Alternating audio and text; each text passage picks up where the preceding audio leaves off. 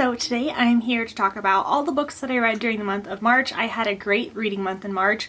It was a little bit slow towards the middle, but because I have recently started listening to audiobooks again, I ended up having a very successful reading month in terms of how many books that I read, and I also had ones that I really enjoyed.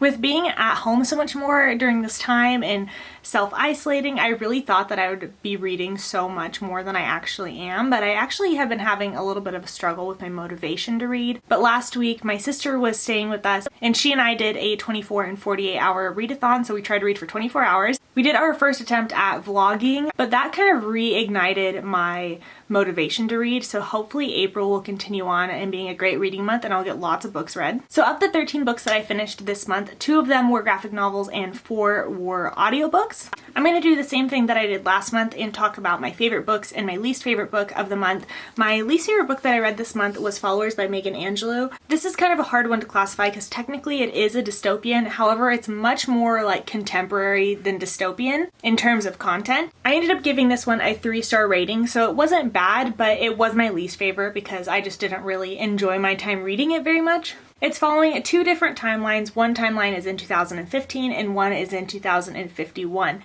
Woman in 2015 is a journalist and she's basically trying to help her friend become Instagram famous and be like an internet celebrity, and then the girl in 2051 is a celebrity, and the way celebrity status has progressed throughout time to 2051 is very different. So she lives in a town that is basically constantly under cameras, and she has like a chip that helps her to be able to see like what her followers are saying about her. Her life is broadcast 24 hours a day, so she's constantly under scrutiny, but she discovers a little bit of a mystery about her past, and she leaves to like go chase that mystery. So the main point of this book is basically a social commentary on social media and its effects that it has on people and how it could possibly progress one day. And I do think that it was very successful in what it was trying to do with that. However, the plot and the story itself was not captivating to me at all, and I did not care about any of the characters. They were all pretty bland and just not very interesting to me. Even the mystery wasn't very compelling in my opinion. I didn't like feel motivated to like find out what was happening. And then when you did find out what was happening, it was just kind of like blah. So not really thinking that I'll probably pick up more by this author just because her writing style isn't really what I enjoy being entertained by, but I do think it was successful in what it tried to do, and that's why I ended up giving this one 3 stars instead of a lesser rating. Just based on my enjoyment alone, it would have been like maybe a 2-star. Because it did provide an interesting commentary on the effects of social media, I did end up rating this one a 3-star.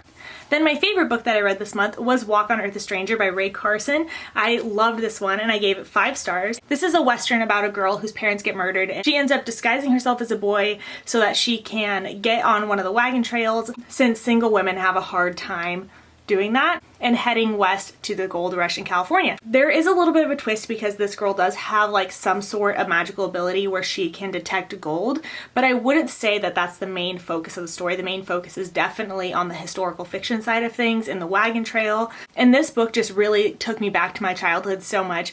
When I was a kid, books about the Oregon Trail and about covered wagons were my favorite books. I read like every single thing at my school library that was about the Oregon Trail and about traveling in a wagon train. It was like my favorite topic, and I forgot how much I love it. So I really, really loved this book. I definitely want to look for more books like this in the future on this. So if you have any recommendations for like covered wagon books, I don't know, let me know in the comments down below. So now into the rest of the books that I read. I think I'm going to start with the audiobooks first, since I don't have a physical copy to hold up. I feel like I'm going to forget about them like I usually do. So starting with the audiobooks, the first audiobook I listened to was The Magnolia Story by Chip and Joanna Gaines. This is the couple who is the creator of that TV show on HGTV, Fixer Upper. And I don't really have too much to say about this one. I thought that it was a really cute and sweet story, and it was just really sweet to see how Chip and Joanna came together, how they met each other and their relationship progressed, and then how they started their business that eventually got them on HGTV. I do think it was really entertaining to listen to. I really recommend the audiobook because there's like parts in the book where they almost have like a conversation with each other, and that translated really well into audio. However, I don't think that it was like anything super great or anything super special, but if you're looking to learn more about Chip and Joanna, I would recommend this one, but it wasn't anything like amazing. Then I listened to Educated by Tara Westover, and I have kind of a hard time talking about this one because it's very difficult to talk about somebody's like very emotional experiences if you did not necessarily enjoy their book for itself. Almost right from the beginning of this one, I could tell that Tara still was very deeply affected by her childhood, and she had a lot of like raw emotion there, which is very understandable that she would feel that way. But I do think that there's two sides to every story, and this book is very heavily biased to Tara's perspective. I wish we would have gotten more input from her other siblings who have also left their family, because I think it would have really rounded out the whole perspective on the experiences that she had. She does kind of touch on in the book that there are some things that she remembers differently than her siblings, but I wish we would have gotten a more complete perspective that wasn't so skewed to her interpretation of events as a kid. I do, however, think that Tara is an amazing author. She really knows how to write a very compelling story. I think I would have preferred either this to be like a family collaboration memoir, including some of the perspectives from her other siblings, or from her siblings, or have been a book inspired by her life but it made into fiction, because I think that would have translated a little bit better. But overall, it was what I expected it to be, basically. The next book that I read was In the Heart of the Sea, The Tragedy of the Whale Ship Essex by Nathaniel Philbrick. This is a historical book about the story that inspired Herman Melville to write Moby Dick. I didn't know that it was inspired by true events, but apparently it is. This is a really interesting book about a whale ship that came from Nantucket, and it did end up getting attacked by a whale. The crew was stranded into their like whale ships, because they have like a big main ship and then they have like kind of rowboat type things that they go like after the whales with. And so they were stuck in their like little rowboats after the whale attacked their main ship. I can't remember exactly how long they were on the ocean for, but I think it was somewhere around like 90 days or something.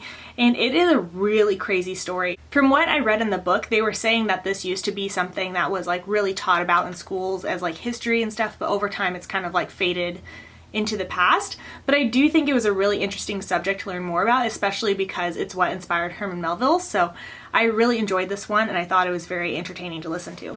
Then the last book that I listened to on audio was Stiff by Mary Roach.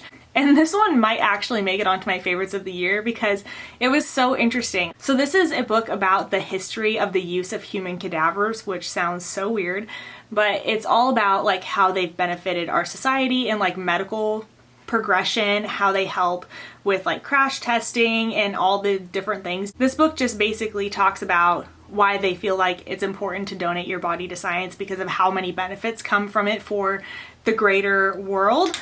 And I just thought it was so interesting. There were so many things I had never thought about, and Mary Roach is very hilarious, so she puts a very entertaining and funny twist on this very dark topic. I would say that I don't recommend this book if you're squeamish about death or about, you know, dead bodies. I don't think that you would enjoy this because it definitely gets pretty graphic about what happens in like decomposition and stuff. But it was very interesting to me and I really enjoyed it. It was written in 2003, so I imagine a lot of the stuff is outdated by now because it's been so long ago, but I still think that it holds up and definitely gives thought to things that I had never thought about before. Then the only other book that I don't have with me was not an audiobook, but I read it on ebook through Libby, and that was The Fifth Season by N.K. Jemisin. I buddy read this one with my sister and I ended up giving this one 4 stars. This is another one of those books that's really hard to categorize because technically it is a post-apocalyptic, but really I would describe it as fantasy. So this world is very, very far in the future, and there are people who just are normal people, and then there are people who basically can like cause and stop earthquakes. They're really connected to the earth in that way. At this time in the world, there is like every several hundred years there's a season, which there could be like acid rain and it like destroys everything. It could be like tsunamis, like basically the earth is like trying to attack itself and making it a very hostile environment to live in. So people live in very small communities for the most part, and they just basically are spending their whole life preparing for the next season to try to survive that. So this is following several perspectives, and one of them is in second person and then the other ones are all in third person. I felt like it was a little bit unnecessary to have the switch in perspective, and I would have have preferred them all to be in third person, but I do think that it was an artistic choice, and that was where the book's strength really lied, was in its artistry. You know, every once in a while you'll read a book and it's just like very masterful, and that's what I felt about this one, was just so beautifully written, and I really enjoyed that. However, I do think that because it was so like artistic and it's something to be appreciated and to be really savored, it wasn't as entertaining and like fun to read. But I did feel compelled to continue reading and find out more about what was happening in the world, and I definitely do want to continue on with this series. There really wasn't anything that like really pushed me over the edge into like loving this one, other than just appreciating its artistry. So now talking about the graphic novels that I read, the first one that I read was X-Men, The Astonishing X-Men Volume 1 Gifted. This is a bind-up of 6 different issues, and it's following the X-Men as a scientist has discovered a cure for the mutants, and they're kind of trying to figure out, is this legit? Do we want to stop it? Do we want to approve it? What do we want to do? I really enjoyed this one. I gave it a 4-star. I liked the panels. I liked the artistry. I liked the story. I liked everything about it. So I'm definitely interested in continuing on with this, which I'm glad, because the last X-Men volume that I read, I didn't really love that much. So I'm happy to have one that I actually did enjoy. Then I read Flavor, Volume 1. This is about a city where like cooking is like the #1 thing. There's cooking competitions, you have to register to be a cook, but food is the main source of income for the city. It's huge there, and we're following a girl who has not gotten her chef's approval, and she is operating illegally basically by running her parents' restaurant while they're sick. Her uncle ends up coming to town to help her out and to kind of supervise her, since her parents are both really ill, and entering her into this big competition. So that's like kind of the first volume. But this book is so cute. I loved the dog. She has like this cute little dog companion who she talks with and stuff, and it was so funny with him. I loved him so much. I really enjoyed all of the artwork. I liked the story. I love anything that has to do with cooking. So of course I knew that I was gonna love this one, and I'm excited to continue with this series too. Now for the physical books that I read, the first one was The Toll by Neal Shusterman. This is the 3rd book in the Arc of the Scythe series. I was kind of wary going into this book because I had known a lot of people weren't really like too happy with the ending, but I'm happy to say that I loved it, and I gave this one 5 stars. Something I love about this series is I imagine it like if there's a big like map and you're just zoomed in on one little town, like that's the first book, and then as each book goes, it's like slowly zooming out and zooming out, and that really helps you so much to get like a really complete picture of the world without throwing too much at you at one time.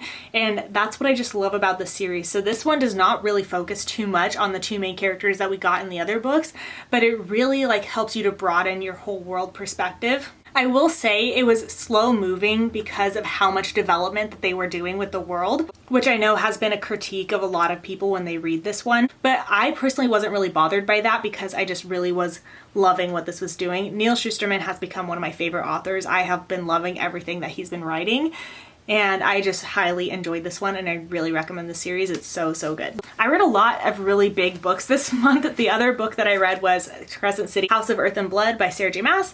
This came out this month. I got the Waterstones edition, which is so pretty. I ended up giving this one a 4 out of 5 stars, so it wasn't one that I like 100% loved as much as I was hoping I would.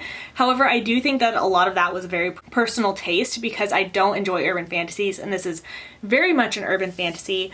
This is following a girl named Bryce, and she is a party girl like to her core, you know, going out clubbing, all that kind of stuff. She lives in a very big city, and in this world it's very modern. So she has a smartphone, she's like talking about texting, she emails, they like listen to streaming services, watch TV, you know, the whole like basically just a modern city that it happens to have lots of magical creatures. She ends up having to work with a guy named Hunt on solving a mystery. Hunt is basically like the personal assassin to the governor of the city. And of course there's a romance that forms there, like any Sarah J Maas book does. Sarah J Maas's strong suits typically are her characters, and that really kept up with this one. There are a few things that I will say about it though. You really have to suspend your disbelief on why the governor would ask a party girl who works at an art gallery to solve like the #1 mystery that he's dealing with. Like, she is responsible for solving the mystery, and then Hunt is basically like her bodyguard. I also felt like we couldn't get a very clear picture of the world. The only map that we have in here is of the city itself, so we don't get a map of like the continent or the planet. So it was hard for me to visualize anything outside of the city. They do reference a lot of other places quite often, and it was hard for me to get a clear picture of that. If you are on the younger end of readers who read Sarah J Maas's first couple series, I would not recommend continuing on this one. This is very much an adult book and not YA, so if you were wondering if it kind of is a crossover like her other series, I would say it is not. It is very strictly adult. So while there was a lot of things that I did really enjoy about this book, there was a few that I was just kind of iffy on, but we'll see how this series continues on. I'm excited to see where she goes from here. Then I read Morningstar by Pierce Brown. This is my first time rereading this book, and this is my favorite book in the original trilogy, and I just still love this one so much. This is like just my favorite book. It's so amazingly done. These books just get better and better with each book, and I just can't wait to continue on and see what Pierce Brown does with the rest of the series. I'm just so excited. I'm so glad that he's writing the second trilogy because I don't know how I could have dealt with just having the original 3. The next book that I read was Daisy Jones and the Six by Taylor Jenkins Reid, and I gave this book a 4 out of 5 stars. This is following a girl named Daisy Jones and a band named The Six, and as they are coming together, this takes place in the 70s and they're like a classic rock band. It's also told in interview format, so every few sentences it switches like who's talking. It's basically that show Behind the Music but told in a book format. And it was a really interesting way to tell the story because you do feel like you get the whole perspective. So one person would be talking and like recounting what happened in this particular scene, and they would be saying like, I was so annoyed when they said whatever, blah, blah, blah, like that was so rude. And you think like, yeah, that's really rude of them to say. And then it shows like what that person was thinking when they said that, and you could kind of get much more of like a grasp on the situation, and you're like, okay, I could see like what they were meaning. I did really like all the characters in this book, but there's just like something about Taylor Jenkins Reid's writing that I just don't really connect with 100%. I felt the same way about Evelyn Hugo. Like I liked it, but it wasn't like a love for me. And she does a twist at the end of this book that I just really did not like. I just thought it was kind of stupid and pointless, and I would have preferred it to be completely left out. It was just kind of one of those books where you just like drop in on this band's story and then you just like kind of are pulled back out, which is basically the only way that you could go about this type of book. But it was a very entertaining book, and I did really like the story of Daisy Jones and the Six. It's very rock and roll, so when you think of like what was going on in the rock and roll scene in the 1970s, that's what was happening here. There's topics of addiction discussed in here, so definitely go in knowing that. Like I said, that twist at the end just did not do it for me, and honestly this probably would have been rated higher had it not been for that. It is what it is. I did enjoy it. So that is all the books that I read during the month of March. I hope you guys enjoyed watching this video. I loved a lot of the books that I read this month, and I'm hoping to be able to have the same experience when I read next month, but we'll see how it goes. I hope you guys are staying home and staying well and staying happy and healthy and all those things. But thank you guys so much for watching this video, and I'll see you in my next one. Bye!